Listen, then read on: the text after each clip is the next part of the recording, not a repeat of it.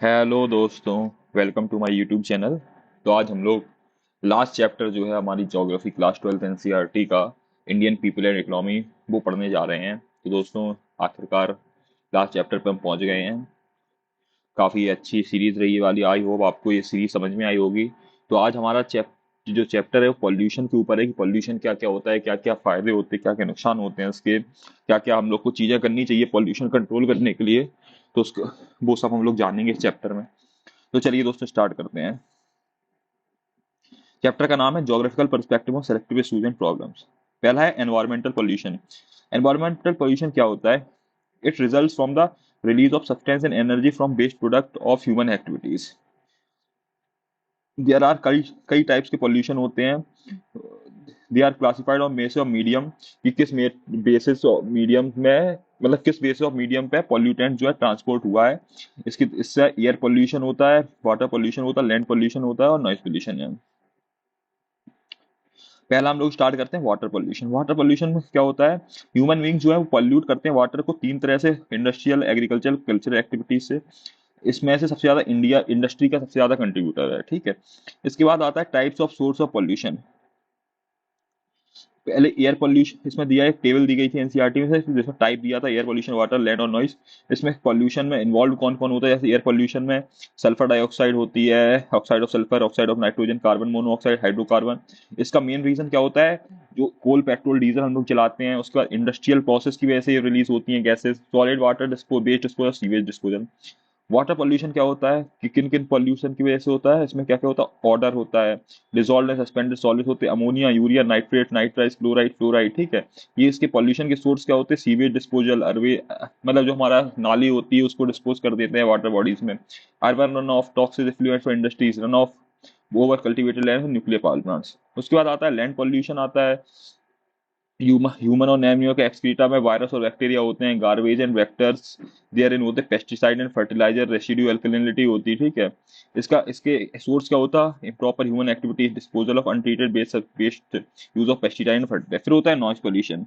इसमें क्या होता है? हाई लेवल ऑफ नॉइज की वजह से होता है, एयरक्राफ्ट, ऑटोमोबाइल, ट्रेन, इन सबसे होता है, ठीक है। इंडस्ट्री जो है वो कई सारे एंडोजाइल प्रोडक्ट प्रोड्यूस करती है, जैसे industrial waste, polluted waste water, poisonous gases, ठीक है। कई सारा इंडस्ट्रियल वेस्ट है वो रनिंग वाटर लेक्स में डिस्पोज कर दिया जाता है। और इससे क्या होता है? पॉइजनस एलिमेंट हमारे रिवर और वाटर बॉडीज में पहुंच जाते हैं, जो हमारे bio system of the water को डिस्ट्रॉय करते हैं। मेजर वाटर पॉल्यूटिंग इंडस्ट्रीज कौन कौन सी हैं? Leather, pulp, paper, textile and chemicals. उसके बाद आता है फर्टिलाइजर। फर्टिलाइजर से क्या होता है? नाइट्रेट कंटेंट हमारे सरफेस वाटर में इंक्रीज होता है। कल्चरल एक्टिविटीज जो होती हैं उससे भी वाटर पॉल्यूशन होता है। Disease commonly caused due to contaminate water कौन सी है? डायरिया, इंटेस्टाइनल वॉर, हेपेटाइटिस, ठीक है।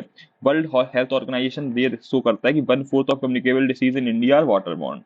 तो इस to improve the condition of river, Ganga का कंडीशन इंप्रूव करने के लिए national mission for clean Ganga initiate किया गया था, और निमामी गंगे जो प्रोग्राम था वो लॉन्च किया गया था, ठीक है।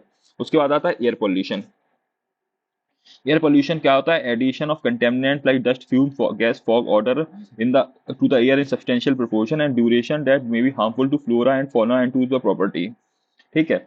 मतलब ये कंटेमिनेंट्स का एयर में ऐड करना सब्सटेंशियल पोर्शन में, उसे बोलते हैं एयर पोल्यूशन। ये किसकी वजह से होता है? Combustion of falling fuel, fossil fuel, mining industry are the main source of air pollution. इसमें कौन कौन सी गैस इन्वॉल्व होती है? Oxide of sulphur, nitrogen, hydrocarbon, carbon dioxide, carbon monoxide, least and abstraction. Smoky fog over cities are called urban smog is caused by atmospheric pollution, ठीक है। It poses very harmful to human health. Air pollution can cause acid rains, और air pollution की वजह से क्या होता है? Acid rain होती है, ठीक है। अब इसके बाद है नॉइज पोल्यूशन। नॉइज पोल्यूशन क्या होता है? अनबिलिएबल और अनकंफर्टेबल टू ह्यूमन बींग्स, जो नॉइज की वजह से होता है। डिफरेंस सोर्स, मतलब जो डिफरेंस सोर्स जो नॉइज बहुत ज्यादा क्रिएट करते हैं, जो अनबिलिएबल और अनकंफर्टेबल होती है ह्यूमन बींग्स के लिए। द मेन सोर्स है नॉइज पोल्यूशन का factories, mechanised construction, demolition work, automobiles, aircraft, ये सब चीजें बहुत सारा नॉइज प्रोड्यूस करती हैं। There may be added periodical but polluting noise from sirens, और इसकी वजह से जो पीरियोडिकल नॉइज ऐड होती है, लाउड स्पीकर्स की वजह से, फेस्टिवल में programme associated with community activities, ठीक है। और ये नॉइज पोल्यूशन जो है डेसिबल में वो होता है। ये एक आई थी फाइंडिंग जिसको रिवील की थी कि अंडर वाटर ओशियन में 10 गुना वॉइस नॉइज बढ़ी है एज कम्पेयर टू 1960s, ठीक है। उन्होंने कहा है कि noise level in 2003-4 were about 10 to 12 decibel higher than 1960, मतलब 1960 64 6 में जो था नॉइस का लेवल वो 10 से 12 डेसिबल ज्यादा है। The reason could be due to vast increase, इसके रीजन क्या क्या हो सकते हैं? Vast increase in global shipping trade, the number of ships flying the ocean, higher number speed of vessel, ये सब रीजन हो सकते हैं ओशियन में साउंड नॉइस साउंड पॉल्यूशन बढ़ने का, ठीक है। उसके बाद आता है urban waste disposal. Urban area जो है वो जनरली मार्क्ड होते हैं over crowding, congestion, inadequate facilities to support the fast growing population and consequent poor sanitary condition for air, ठीक है। सॉलिड वेस्ट क्या होता है? Variety of old and used article होते हैं। सॉलिड वेस्ट रिफर करता है कि वैरायटीज कई ओल्ड और अनयूज्ड आर्टिकल को, जैसे कि small piece of metal, broken glassware, plastic container, polythene bag, eggs, floppies, CDs etcetera. इन सब इसको डंप किया जाता है डिफरेंट प्लेसेस पे। इन डिस्कार्डेड मटेरियल को आल्सो टर्म रिफ्यूज गार्बेज, और इनको डिस्कार्डेड मटेरियल क्या कहते हैं? गार्बेज। और ये are dispose from two sources, और ये दो जगह से डिस्पोज किया जाता है, कहाँ से? हाउस होल्ड से और इंडस्ट्रियल से। ये सॉलिड वेस्ट जो है वो हेल्थ हजार क्रिएट करता है, हमारे हेल्थ हजार क्रिएट करता है, और through creation of obnoxious smell, ये ऑब्नॉक्शियस गंदी स्मेल देता है, और फ्लाइज और रोडेंट इसके आसपास होते हैं, और जो कई सारे डिसीज कैरी करते हैं, जैसे typhoid, diphtheria, diarrhoea, malaria and cholera, ठीक है। अब urban waste waste disposal serious problem है इंडिया में। मेट्रोपॉलिटन सिटी में जैसे Mumbai, Kolkata, Chennai, Bangalore et cetera, 90% of solid waste is collected and dispose, 90% solid waste collect और डिस्पोज किया जाता है। बट अदर अदर सिटीज और टाउन में 30 से 50% वेस्ट जो है जनरेट किया जाता है, जो अनकलेक्टेड रहता है और स्ट्रीट पे एक्यूमुलेट होता है। In open space between houses and basement leading to serious health, जो ओपन स्पेस होती है हाउस के बीच में, उसमें ये वेस्ट जनरेट कलेक्ट किया जाता है, और इससे सीरियस हेल्थ हजार्ड होता है, ठीक है। तो हम लोग ने क्या समझा? अर्बन वेस्ट डिस्पोजल क्या होता है, सॉलिड वेस्ट क्या होता है, इससे क्या क्या नुकसान होते हैं, ठीक है। ये और मेट्रोपॉलिटन सिटी में ये मैनेज किया जाता है, बट अदर सिटी में 30 से 50% वहीं पड़ा देने दिया जाता है। उसके बाद आता है rural urban migration. Rural urban migration क्या होता है? Population flow from rural to urban areas is caused by many factors like high demand for labor in urban areas, low job opportunities in rural areas, and unbalanced pattern of development between urban and rural areas, ठीक है।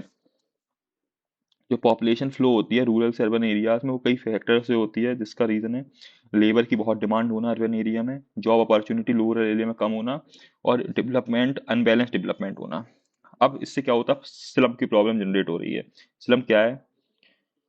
Slum जो है एक residential area है जो of least choice, जिसकी मतलब choice नहीं होता है लेकिन रहना पड़ता है। डिलापिडेटेड हाउस, हाउस की मतलब बहुत टूटे फूटे घर, हाइजीनिक कंडीशन पुअर होती, वेंटिलेशन पुअर होता, बेसिक एमिनिटीज की कमी होती है, लाइक जैसे drinking water, light, toilet facilities.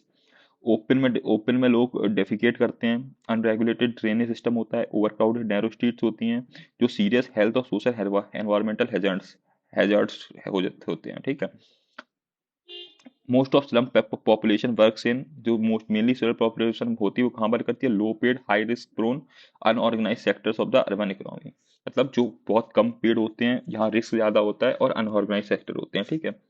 वो लोग अंडर नरिश्ड होते हैं, जो और कई सारी डिसीज हो जाती हैं, इलनेस होती है, और ये लोग प्रॉपर अफोर्ड नहीं कर पाते हैं proper education to their children. उन्हें प्रॉपर्टी जो है वल्नरेबल बना देती है ड्रग अब्यूज के लिए, एल्कोहलिज्म में चले जाते हैं, क्राइम में चले जाते हैं, वेंडलिज्म, एस्केपिज्म, ये सारी चीजें स्लम में डेवलप हो जाती हैं, ठीक है। अब होता है लैंड डिग्रेडेशन। लैंड डिग्रेडेशन क्या है? प्रेशर ऑन लैंड एग्रीकल्चर जो है वो इंक्रीज होता है, not only due to limited availability, कि वो लिमिटेड अवेलेबल है उसी की वजह से नहीं, लेकिन किसकी वजह से? जो हमारा क्वालिटी एग्रीकल्चर लैंड है उसका डिटोरिएशन की वजह से। अब ये डिटोरिएट क्यों होता है? सॉइल एरोजन, वाटर लॉगिंग, सैलिनाइजेशन, एल्कनाइजेशन, ये मेन कॉज है लैंड डिग्रेडेशन के, ठीक है। सॉइल इरोजन क्या होता है? जो मिट्टी है उस वो इरोड हो जाती है। वाटर लॉगिंग मतलब वाटर इकट्ठा हो जाता है, फंस जाता है। सैलिनाइजेशन, वाटर सेलाइन हो जाता है, ठीक है। लैंड डिग्रेडेशन जो है वो जनरली अंडरस्टूड किया जाता है टेम्पररी और permanent decline in productivity capacity of land, मतलब टेम्पररी या परमानेंट डिक्लाइन हो जाना। तो ऑल दो all degraded land may not be wasteland but unchecked products of may lead to conversion of wasteland। सारे डिग्रेडेड लैंड वेस्टलैंड नहीं होते हैं, बट उनमें उनकी अनचेक्ड प्रोसेस ऑफ डिग्रेडेशन, मतलब उनके ऊपर कोई चेक नहीं रखना और वो डिग्रेड होते चले जाएं, तो उससे वो वेस्टलैंड बन जाते हैं।